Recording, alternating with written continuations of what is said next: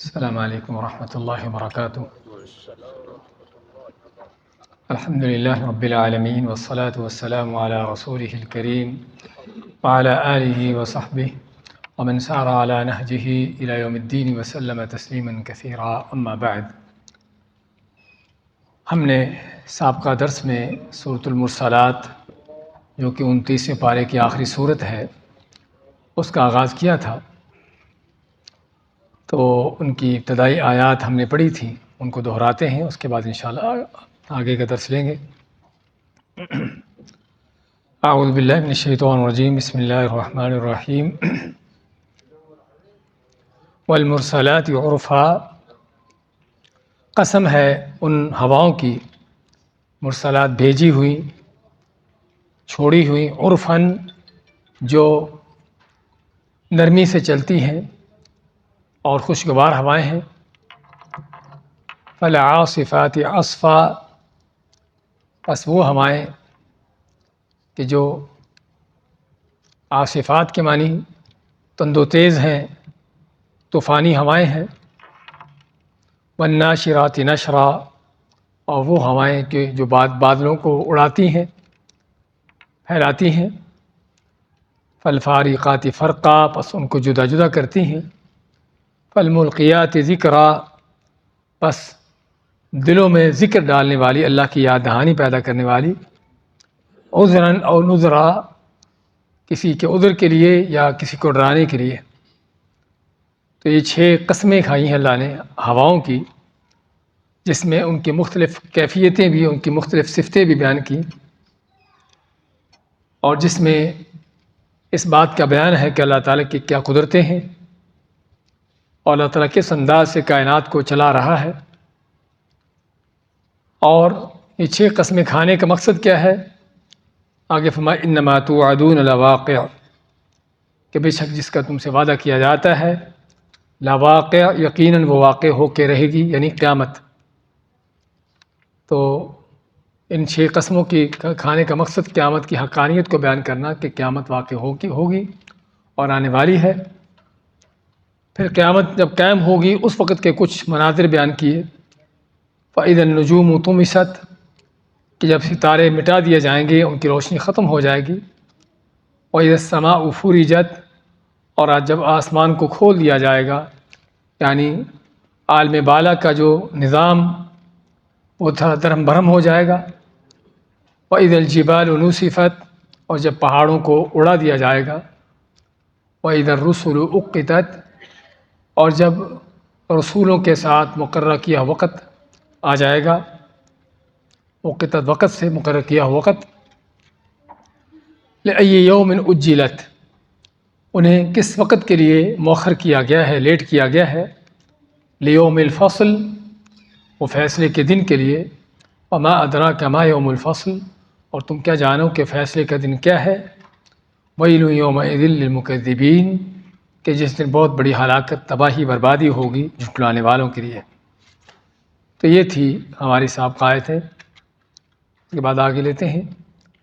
فرماتا اللہ تعالیٰ الم نہلک الاولین، الم کیا نہیں، نہلک ہم نے ہلاک کیا، الاولین پہلے لوگوں کو، ثم نتبعہم الآخرین، پھر ہم پیچھا کریں گے ان کا، آخرین پیچھے آنے والوں سے۔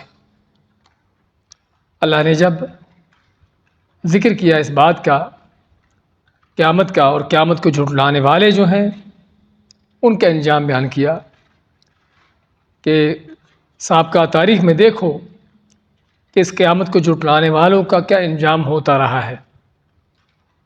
اس لیے ہمیں الم نہلک، کیا نہیں ہلاک کیا ہم نے، الاولین پہلی قوموں کو، پہلے لوگوں کو، یعنی ان کی ہلاکت، ان کی تباہی تمہارے لیے سبق اور عبرت ہے۔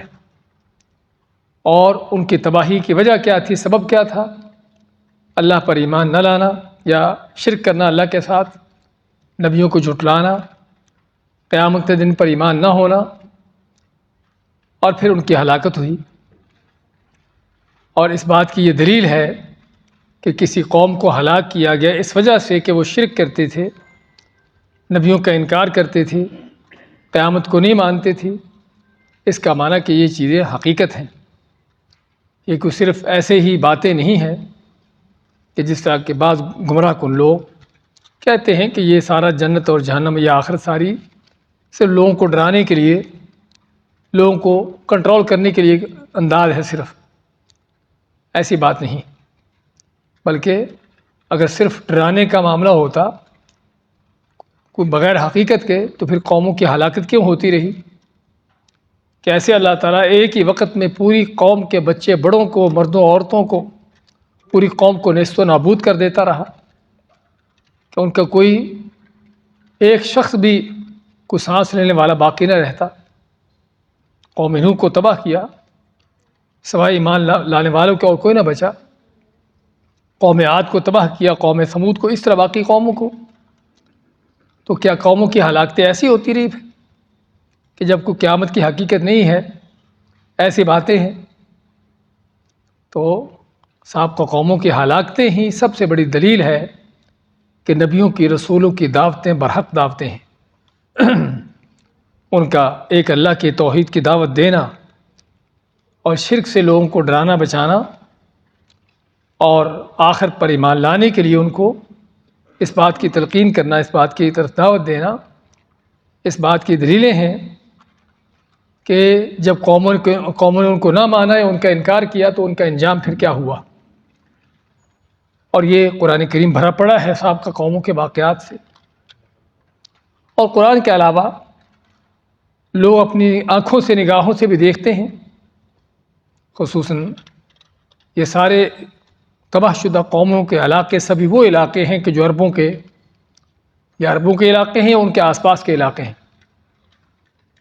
قوم نوح کہاں پر تھی؟ عراق میں. قوم عاد کہاں پر تھی؟ یمن کی طرف. عمان اور یمن کے درمیان کے اس علاقے میں. قوم ثمود کہاں پر تھی؟ یہ جزیرۃ العرب یعنی سعودی عرب کے شمالی علاقوں میں، مدینہ کے آگے تبوک کی طرف. قوم لوط بھی وہیں پر. کہنے کا مقصد کہ یہ نہ کہ صرف قرآن کے بیان کیے ہوئے حقائق ہیں، بلکہ یہ وہ چیزیں ہیں کہ جو خود یہ لوگ اپنی آنکھوں سے دیکھتے تھے. وَأَنْتُمْ تَمُرُّونَ عَلَيْهِمْ مُصْبِحِينَ وَبِاللَّيْلِ. سورہ حجر میں اللہ فرماتا ہے کہ تم ان کی بستیوں سے رات اور صبح گزرتے ہو اپنے قافلوں کے ساتھ. جو تمہارے قافلے شام، یمن وغیرہ جاتے ہیں تو تم ان بستیوں سے گزرتے ہو، دیکھتے ہو کہ ان کا انجام کیا ہوا تھا. تو قوموں کی ہلاکتیں، تباہیاں اس بات کی کھلی اور واضح دلیلیں ہیں کہ نبیوں کی دعوت سچی دعوت تھی، اور ان کو نہ ماننے والوں کا جو انجام ہوا اس بات کی دلیل ہے کہ یہ تو صرف دنیا کے اندر ہی اللہ کا عذاب ان پر پڑا ہے، اور آخرت کے عذاب وہ کس قدر بڑے ہوں گے. اسی مایا کہ الم نہلک الاولین، کیا نہیں ہم نے ہلاک کیا پہلے لوگوں کو. ثم نتبعہم الآخرین، پھر ہم پیچھا کریں گے ان کے ساتھ ان کے بعد میں آنے والوں کا. آخرین یعنی بعد میں آنے والے، اور مطلب کہ آپ صلی اللہ علیہ وسلم کے بعد جو آنے والے لوگ ہیں اگر وہ بھی انہی کی روش پر چلیں گے، اسی طرح جھٹلائیں گے، انکار کریں گے، تو ان کا انجام بھی وہی ہوگا جو پہلوں کا ہوا تھا. کذالک نفعل بالمجرمین، اسی طرح ہم کرتے ہیں مجرموں کے ساتھ. یہاں پر اللہ تعالیٰ نے مجرمین کے لفظ سے ایک صفت بیان کی ہے، اور صفت کیا ہے؟ جرم کی صفت. کہ ان سبھی کا اصل ان کی تباہی کی وجہ کیا تھی؟ ان کا جرم تھا. ان کی تباہی کی وجہ ان کا جرم تھا. تو جو بھی یہ جرم کا رستہ اختیار کرے گی قوم، چاہے کوئی بھی کیوں نہ ہو، عربی ہو، عجمی ہو، کالے ہوں، گورے ہوں، کسی بھی زمانے میں ہوں، کسی بھی علاقے میں ہوں، اللہ تعالیٰ کا اس چیز سے کوئی یعنی معاملہ نہیں ہے کہ وہ کون سی قوم ہے. اللہ تعالیٰ بندوں کے عملوں کو دیکھتا ہے کہ ان کے عمل کیا ہے. تو جرم کرنے والا چاہے نبی کریم صلی اللہ علیہ وسلم کا حقیقی چچا بھی کیوں نہ ہو، ابو لہب جیسا قریشی ہاشمی، مکہ کا سردار، دنیا کی سب سے افضل ترین جگہ، لیکن جب جرم ہے، شرک ہے، اللہ کی نافرمانی ہے، اللہ تعالیٰ کے یہاں کسی کی رعایت نہیں ہے. تو یہ عام قاعدہ کلیہ ہے، کذالک نفعل بالمجرمین، اسی طرح ہم کرتے ہیں مجرموں کے ساتھ، کہ نہ کوئی سمجھے کہ وہ قوم عاد تھی جس کی جو ہلاک ہوگی، قوم نوح تھی جن کی ہلاکت اللہ لکھی تھی، ہم تو نہیں ہیں، ہم تو قوم نوح سے نہیں ہیں۔ یا قرآن کریم میں اگر یہودیوں کے بارے میں آتا ہے کہ ان پر اللہ کا غضب نازل ہوا، ان پر لعنتیں پڑی، تو ہم تو یہودی نہیں ہیں، ہم تو مسلمان ہیں۔ اس طرح کے وہم بعض اوقات شیطان جو دلوں میں ڈالتا ہے، قرآن کریم اکثر و بیشتر اس طرح کے توہمات کو جو ہے اس کو، ان چیزوں کو ختم کرنے کے لیے کیا ہے، ایسی صفت پیش کرتا ہے کہ جس صفت کے پیش نظر کہ جس کی بھی یہ صفت ہوگی، جس کے اندر بھی یہ خصلت ہوگی، جس کا بھی یہ جرم ہوگا، اسی کا یہ انجام ہوگا، چاہے وہ کوئی بھی کیوں نہ ہو۔ تو اسی میں کذالک نفعل بالمجرمین، اسی طرح ہم کرتے ہیں مجرموں کے ساتھ، جو بھی جرم کرے گا، چاہے وہ کسی بھی قوم سے، کسی بھی علاقے سے، کسی بھی زمانے سے تعلق رکھتا ہو، تو اللہ تعالیٰ کا یہ قاعدہ کلیہ اور ضابطہ ہے کہ اللہ تعالیٰ ایسی قوموں کو ہلاک کرتا رہا ہے۔ ہاں، ان قوموں نے بھی اپنی دنیا ہی کو ہر چیز سمجھ لیا تھا، اسی کے پیچھے ان کی ساری تگ و دوڑ رہی تھی، اور سمجھا تھا کہ یہی کا سارا کچھ ہے۔ لیکن اللہ نے ان کو تباہ کر کے بتا دیا کہ دنیا سارا کچھ نہیں ہے، بلکہ دنیا امتحان کی جگہ ہے، کہ جہاں لوگ امتحان دے رہے ہیں اور جس کے آگے نتائج نکلیں گے۔ اس لیے فرمایا کہ ویل یومئذ للمکذبین، اور یہ آیت جو ہے ہم پہلے بھی پڑھ چکے ہیں اور بار بار اس کو دہرایا جائے گا۔ تقریباً یہ آیت جو ہے اس صورت میں ویل یومئذ للمکذبین کی آیت جو ہے 15 دفعہ دہرائی گئی ہے، 10 دفعہ دہرائی گئی ہے، 10 دفعہ اس آیت کو دہرایا گیا ہے۔ اور دہرانے کا مقصد کیا ہے؟ دہرانے کا مقصد اس حقیقت کو بیان کرنا کہ جو بھی قوم جرم کا رستہ اختیار کرے گی تو قیامت کا دن ان لوگوں کے لیے سبھی کی ہلاکت کا دن ہے، ان کی تباہی بربادی کا دن ہے۔ اچھا، تو دنیا میں جو ان کی تباہی ہوئی، دنیا میں ان پر جو عذاب پڑے، وہ کیا تھا؟ وہ صرف اور صرف عذاب کی ایک جھلک تھی، وہ صرف عذاب کا ایک مقدمہ تھا، اور چھوٹے چھوٹے عذاب تھے کہ جن کے ذریعے اللہ تعالیٰ صرف بندوں کو عبرتیں اور سبق دلاتا ہے، اصل یہ سزا نہیں ہے۔ اس لیے دنیا کے اندر کسی ظالم کے ساتھ جو کچھ ہوتا ہے، اس کو کوئی اللہ کی مار پڑتی ہے، وہ یہ نہیں کہ اس کے ظلم کا اس کو بدلہ مل گیا، بلکہ وہ صرف ایک معمولی سا جھٹکا ہے اللہ کی عذاب کا، باقی اصل عذاب آگے ہے۔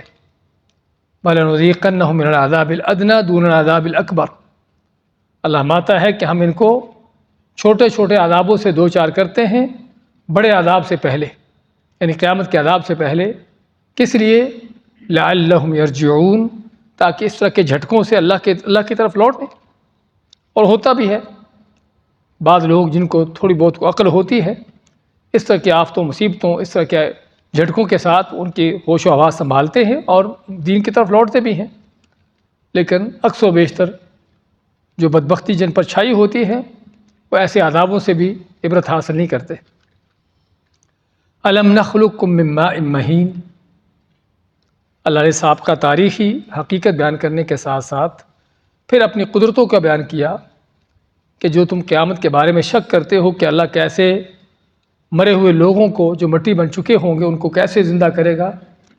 اللہ ماتا أَلَمْ نَخْلُقكُّم، کیا ہم نے تم کو نہیں پیدا کیا، مِّن مَّاءٍ مَّهِينٍ، ماء پانی، مہین کے معنی گٹھیا، گٹھیا پانی، اور گٹھیا پانی سے مراد وہ قطرہ، وہ نطفہ جس سے انسان کی تخلیق، اس کی پیدائش شروع ہوتی ہے۔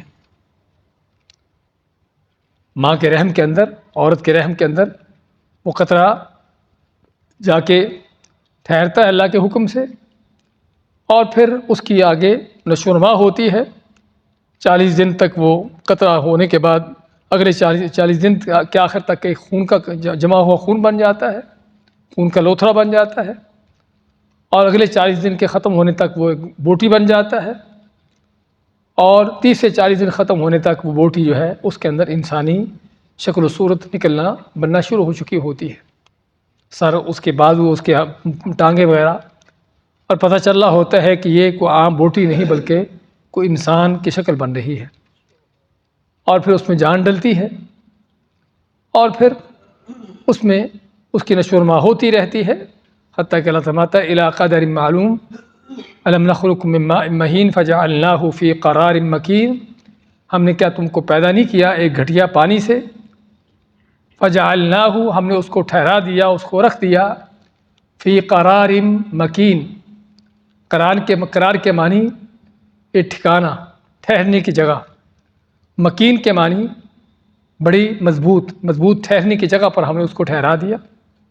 یعنی مراد جو ہے ماں کا رحم، اور ماں کا رحم مضبوط ہوتا ہے واقعی، کہ سوائے کسی بڑے حادثے کے یہ بچہ اپنے نشو و نما پاتا رہتا ہے، چلتا رہتا ہے، ماں اٹھتی ہے، بیٹھتی ہے، اس کے معاملات طرح طرح کے ہوتے ہیں، سمجھے نا، بعض اوقات چھوٹے موٹے کوئی حادثات بھی پیش آ جاتے ہیں، لیکن بچہ پھر بھی محفوظ رحم کے اندر اس کی نشو و نما چل رہی ہے۔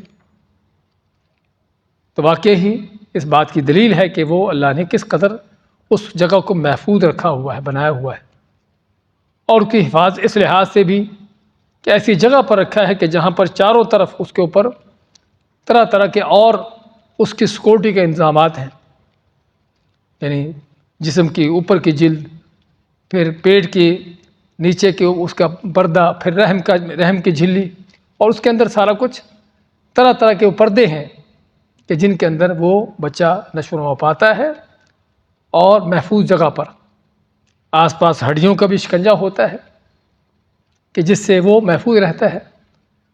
کہنے کا مقصد فجعلناہ فی قرار مکین، ہم نے اس پانی کو ٹھہرا دیا ایک محفوظ جگہ پہ، الی قدر معلوم، ایک مقررہ وقت تک، قدرن مقدر کی ہوئی، معلوم یعنی معلوم شدہ ایک وقت تک ہم نے اس کو ٹھہرا دیا، فقدرنا، پس ہم نے اس کو مقدر کیا، ہم نے اس کو ایک اندازہ لگایا، فنعم القادرون، پس ہم کیا ہی بہتر اس کا اندازہ کرنے والے تھے۔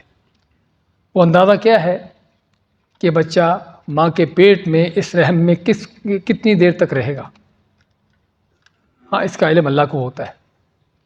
آج کی میڈیکل سائنس میں جتنی بھی ٹیکنالوجی اس کی ہو گئی ہے، جتنی بھی ترقی اس کے ہو چکی ہے، لیکن اس کے باوجود بچے کے پیدا ہونے کے حوالے سے ابھی تک وہ یہ خبر نہیں دے سکتے کہ بچہ ایگزیکٹ طور پر کب پیدا ہوگا۔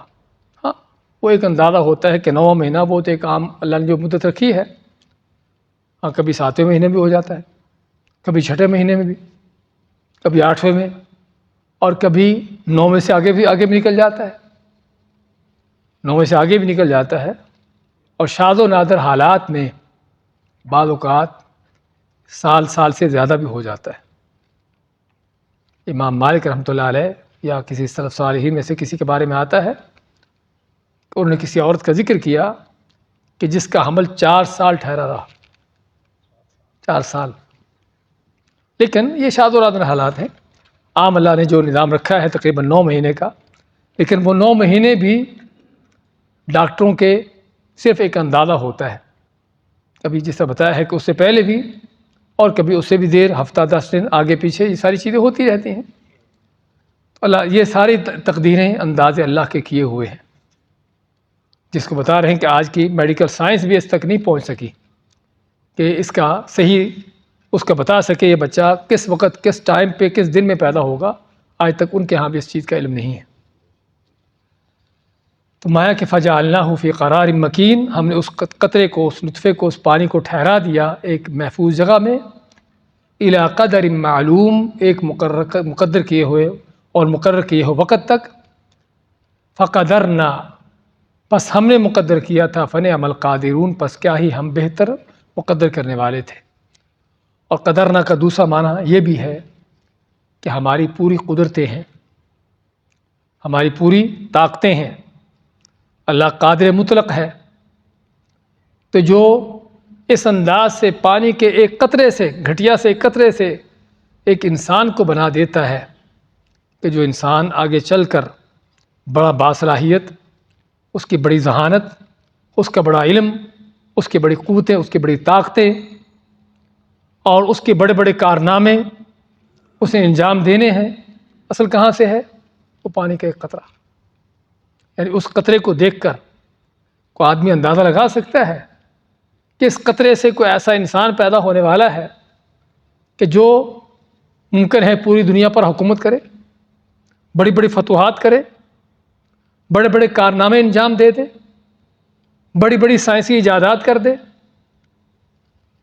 بڑے علم پھیلا دے۔ کیا اس کو قطرے کو دیکھ کر آدمی کو اس طرح کی بات کر سکتا ہے؟ کوئی اندازہ ہو سکتا ہے؟ لیکن یہ صرف اللہ ہے کہ جو یہ چیزیں کر رہا ہے، اور بات صرف انسان کی قدرت صلاحیتوں کی نہیں ہے، اس قطرے کے صرف ایک معمولی سے حصے کے اندر، پورا قطرہ بھی نہیں، جس طرح آپ جانتے ہیں اس قطرے میں ہزاروں وہ جرثومے، وہ جراثیم ہوتے ہیں جس میں سے صرف ایک سے وہ انسان کی پیدائش کا معاملہ شروع ہوتا ہے۔ وہ ایک جو ہے اس قطرے کا 100واں حصہ کہہ لیجئے یا 1000واں حصہ کہہ لیجئے جس سے انسان کی پیدائش ہو رہی ہے، اس کے اندر اللہ نے کیا کیا رکھ دیا ہے؟ کیا کیا رکھا ہے؟ اس کے اندر ساری وہ چیزیں، ساری وہ جو انسان ہونے کے لحاظ سے پہلی بات تو چیزیں ہیں وہ ساری رکھ دی ہیں کہ وہ اس قطرے سے انسان ہی پیدا ہوتا ہے، آگے کوئی جانور، کوئی بکری اونٹ پیدا نہیں ہوتا، سمجھے نا؟ انسانی شکل میں ہی پیدا ہوتا ہے، کسی اور شکل میں نہیں آتا۔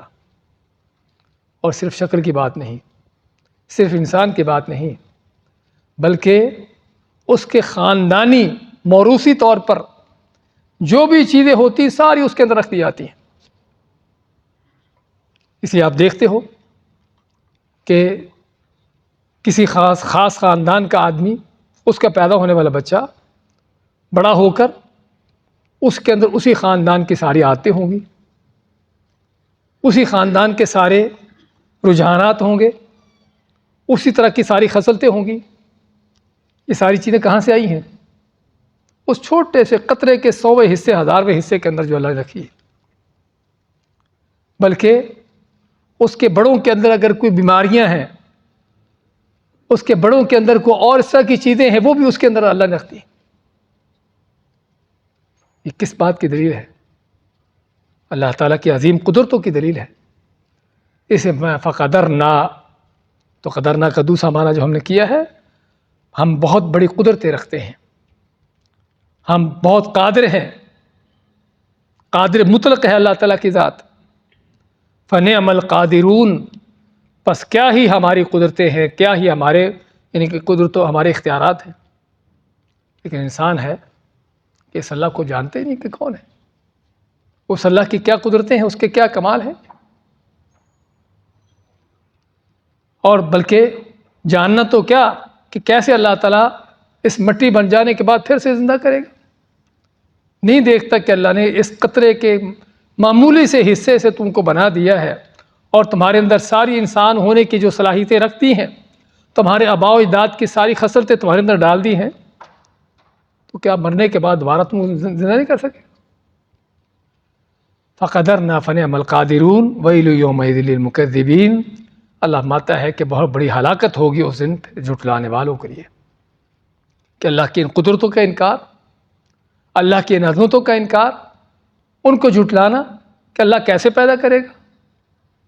سورہ یاسین کے آخر میں ہم ذکر کرتے رہتے ہیں اس آیت کا، کہ انسان کا کہنا کہ ہمیں یعنی کیسے پیدا کرے گا جب مٹی بن گئے، اور آپ کے پاس ایک کافروں کا بدماش گلی سڑی ہڈی لا کر اس کو بکھیرتا ہے اور کہتے ہیں کہ کیسے اللہ ان کو زندہ کرے گا۔ وَضَرَبَ لَنَا مَثَلًا وَنَسِيَ خَلْقَهُ قَالَ مَن يُحْيِي الْعِظَامَ وَهِيَ رَمِيمٌ۔ ہمیں مثالیں دیتا ہے اور اپنی پیدائش کو بھول گیا ہے۔ یہ اپنی پیدائش جو اللہ یہاں ذکر کر رہا ہے نا، بھول گیا میں کیسے پیدا ہوا ہوں، اور کہتا ہے مَن يُحْيِي الْعِظَامَ وَهِيَ رَمِيمٌ، یہ گلی سڑی ہڈیاں کیسے کون زندہ کرے گا؟ اللہ میں قُلْ يُحْيِيهَا الَّذِي أَنشَأَهَا أَوَّلَ مَرَّةٍ، کہ ان کو وہی زندہ کرے گا کہ جس نے ان کو پہلی بار پیدا کیا ہے. پہلی بار جس نے اسے بنا دیا وہ دوبارہ پیدا کر لے گا. تو میں ویل یومئذ للمکذبین، بہت بڑی ہلاکت، تباہی ہے اس دن جھٹلانے والوں کے لیے. اور جھٹلانے کے انداز بھی جس طرح ہم اکثر و بیشتر ذکر کرتے رہتے ہیں کہ وہ صرف یہ نہیں کہ کھلے طور پر جھٹلانا، وہ جھٹلانے کا انداز یہ بھی کہ اللہ تعالیٰ کی قدرتوں کو بھلا دینا، قیامت کو اس کی کوئی فکر نہ ہونا اور اس کے لیے کس طرح کا کوئی تیاری نہ ہونا، یہ ساری اسی میں آتا ہے. الم نجعل الارض کفاتا. اس کے بعد مزید اللہ تعالیٰ کی قدرتیں بھی اور نعمتیں بھی، ان ساری چیزوں کے اندر اللہ کی قدرتوں کے ساتھ نعمتوں کا بیان بھی ہو رہا ہے. میں الم نجعل الارض کفاتا، کیا ہم نے نہیں بنا دیا زمین کو کفاتن، سمیٹنے والی؟ کیا ہم نے زمین کو سمیٹنے والی نہیں بنا دیا؟ احیاء و امواتا، زندوں کو بھی اور مردوں کو بھی. زندہ دیکھ لیے کتنی مخلوقات ہے اللہ تعالیٰ کی، انسان ہو یا حیوان ہو، کچھ بھی ہو، کتنی مخلوقات ہے جو اسی زمین پر سمٹی ہوئی ہے. کوئی زمین کی تہوں میں ہے، کوئی زمین کی سطح پر ہے، کوئی سمندروں کے پانیوں کے اندر ہے، کوئی ہواؤں میں ہے. اور اسی زمین پر اربوں کھربوں اللہ کی مخلوقات، جس کو اللہ ہی جانتا ہے اس کی کتنی کیا تعداد ہے، اسی زمین پر سمٹی ہوئی ہے. اور جب سے اللہ نے زمین کو بنایا ہے اور جب سے مخلوقات زمین پر رکھی ہیں اس وقت سے لے کر چلی آ رہی ہیں. جتنی بھی انسانوں کی پیدائش، جتنی بھی مخلوقات کی آگے آبادی بڑھتی چلی جائے، وہ ساری زمین پر سمٹتی جا رہی ہے. دیکھ لیجیے آپ کے سامنے یوسف علیہ السلام اپنے 12 بھائیوں کے ساتھ، 11 بھائیوں کے ساتھ، 12 وہ تھے، وہ مصر پہنچے. یہی تھے نا بنی اسرائیل. یعقوب علیہ السلام ماں باپ ہے ان کے ساتھ اور 11 بھائی ہیں. آگے چل کر کیا ہوا؟ موسیٰ علیہ السلام کے زمانے میں جس طرح کی تاریخی روایتوں میں کہا جاتا ہے کہ بنی اسرائیل، یہی یعقوب علیہ السلام کے یہ 12 بیٹے کیا تھے؟ 6 لاکھ کی تعداد تھی ان کی. 6 لاکھ کی تعداد. اور صرف ان کی مثال نہیں، سبھی کا یہی حال ہے. آپ کو بھی اگر کوئی اپنی چند کوئی 100-200 سال پیچھے نسل جا کر دیکھیے، آپ نے کسی پردادے کو دیکھیے، اس کے آگے کتنی نسل ہے، کتنی اولاد ہے، اور وہ اولاد اس زمین پر کیسے سمٹ رہی ہے. اور فرماتا اللہ تعالیٰ کہ ہم نے اس زمین کو سمیٹنے والی بنا دیا. سمیٹنے والی رہنے کے لحاظ سے بھی اور ان کے سارے معیشت کے انتظامات بھی. آج دنیا داروں کو اور مادہ پرست لوگوں کو اس بات کی فکر ہوتی ہے کہ کہاں سے کھائیں گے. حکومتیں بھی کافر قسم کی حکومتیں، جن کا یا تو ویسے ہی کافر ہیں یا کافرانہ ان کا ذہن ہے کہ آبادی کو کنٹرول کرو، آبادی کم کرو، کیونکہ رپورٹیں یہ ہیں کہ اگر اتنی آبادی اتنی ہوگی تو پھر ان کے لیے کوئی کھانے کے انتظامات نہیں ہوں گے. یہ سراسر ان کے وہم ہے، سراسر ان کے وہم. آپ میں سے جو تھوڑی بڑی عمر کے خود جانتے ہیں، آج سے 50-60 سال پہلے کیا زمین کی پیداوار وہی تھی جو آج ہے؟ وہ 1 ایکڑ سے کہیں 8-10 من گندم نکلتی تھی. آج اسی ایکڑ سے 100 من گندم نکالی جا رہی. اللہ جس قدر آبادیاں بڑھا رہا ہے اسی قدر اللہ تعالیٰ وسائل بھی بڑھا رہا ہے. ہاں، کپڑے یہ جو ہم نے پہنے ہوئے ہیں پہلے کاٹن کے بنتے تھے، کاٹن ہی ہوتی تھی بس، اور کچھ بھی نہیں تھا. اللہ نے آبادیاں بڑھائی تو کپڑوں کے بنانے کے انتظامات بھی اور کر دیے. پیٹرول نکال دیا، پیٹرولیم کے اندر سے ہر چیز. کہنے کا مقصد یہ ہے رب العالمین، کہ جو کائنات کا رب ہے، مخلوقات پیدا کرتا ہے اور ان کی روزی کی ذمہ داری بھی خود ہی لیے ہوئے. وما من دابۃ فی الارض الا علی اللہ رزقها، کہ زمین پر چلنے والی کوئی چیز، کوئی جانور ہو یا کوئی انسان ہو، اللہ نے اس کی روزی کی ذمہ داری لی ہوئی ہے. لیکن مادہ پرست، شیطان پرست بلکہ ہم کہیں گے، مادہ پرست تو کیا، ان کی گندی ذہنیتیں، شیطانی ذہنیتیں کہ کہاں سے کھائیں گے، کہاں سے کھلائیں گے. ہاں، تمہارا پردادا ایک ہی تھا، اس کے آگے ہزاروں کی نسل ہوگی، کہاں سے کھا رہے ہیں وہ؟ ہاں پردادے کو بھی یہی فکر تھی کہ کہاں سے کھائیں گے، اب ہزاروں جو ہو گئے ان کو بھی یہی فکر ہے کہاں سے کھائیں گے، نہیں دیکھ رہے کہ اللہ کیسے کھلا رہا ہے۔ تو یہ معنی الم نجعل الارض کفاتا، کہ ہم نے نہیں بنا دیا زمین کو سمیٹنے والی، احیاء زندوں کو بھی و امواتا اور مردوں کو بھی۔ ہاں مردوں کو بھی آدم علیہ السلام سے لے کر مرتے جا رہے ہیں، کھربوں اربوں لوگ مر گئے، زمین میں کھپ رہے ہیں اور زمین میں سمٹ رہے۔ یعنی مخلوقات کا انسان ہو یا حیوان ہو، ان کا مرنے کے بعد مٹی بن جانا بھی اللہ کی نعمت ہے۔ کیا خیال ہے اگر لاشیں جو ہیں، باڈیاں جو ہیں جانوروں کی یا انسانوں کے حیوانوں کی زمین پر پڑی گلی سڑتی رہتی، بدبو اس سے آتی رہتی، مٹی نہ بنتی، نہ ختم ہوتی، تو کیا یہاں زندہ رہنا ممکن ہوتا؟ بلکہ آج بھی ہم دیکھتے ہیں کہیں پر جنگیں ہوتی ہیں، وہاں پر لوگ مرتے ہیں بہت بڑی تعداد میں، تو وہاں کی فضائیں متعفن ہو جاتی ہیں، خراب ہو جاتی ہیں، وہاں رہنا ممکن نہیں ہوتا۔ لیکن اللہ نے زمین کے اندر یہ ایسی خاصیت رکھتی ہے کہ ہر چیز کو سمیٹ رہی ہے، ہر چیز اپنے اندر کھائے جا رہی ہے۔ کتنے لوگ ہیں، کتنی مخلوقات ہیں، سب یہ اس کے اندر سمٹتی جا رہی ہیں۔ اور بعض روایتیں ذکر کی جاتی ہیں اسرائیلیات میں سے کہ ایک ایک جگہ سے 70 لوگ قیامت کے دن کھڑے ہوں گے۔ اور تو اور ہمیں اس بات کو یقین ہے کہ مکہ وغیرہ، مدینہ وغیرہ میں جہاں پر وہ قبروں میں جب تھوڑی سی پرانی ہو جاتی ہے اوپر دوسرا مردہ ڈال دیتے، اس سے دوسرے کی ہڈیاں پیچھے کر کے تیسرا ڈال دیتے، اور مسلسل وہاں سے 70 چھوڑ کر پتہ نہیں کتنے کھڑے ہوں گے۔ کہنے کا مقصد کہ یہ اللہ تعالیٰ کے نظام چلا ہوا ہے۔ تو میں کہ ہم نے زمین کو بنا دیا سمیٹنے والی، زندوں کو بھی اور مردوں کو بھی۔ وَجَعَلْنَا فِيهَا رَوَاسِيَ شَامِخَاتٍ وَأَسْقَيْنَاكُم مَّاءً فُرَاتًا۔ پھر زمین صرف سمیٹنے والی نہیں، صرف زمین جو ہے وہ تمہیں روزیاں مہیا کرنے والی نہیں، بلکہ تمہارے رہنے سہنے کے لیے زمین کو اللہ نے جو پرسکون بنایا ہے، اس کے جو لیول برابر کیے ہیں ان پہاڑوں کے ساتھ، جن کا ہم بار بار ذکر پڑھتے چلے آ رہے ہیں۔